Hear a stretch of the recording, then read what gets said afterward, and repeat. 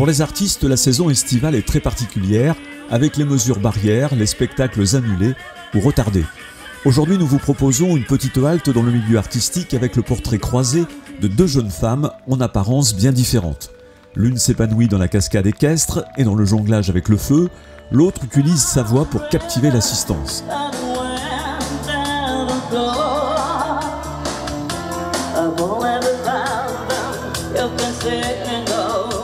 Différentes, mais avec la même fragilité, les mêmes doutes et la même passion.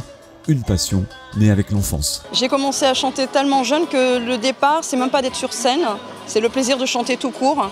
Avant même que la mode, que tout le monde se mette à chanter, les staracs, les machins. Mes parents, mes grands-parents, mes arrière-grands-parents faisaient du cirque et du spectacle équestre.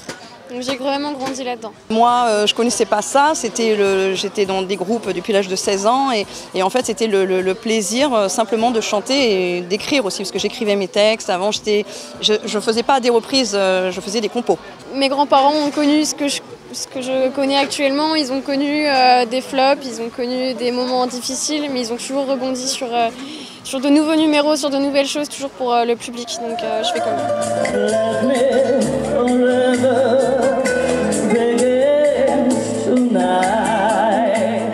C'est un vrai échange et je le remarque avec plein de publics différents.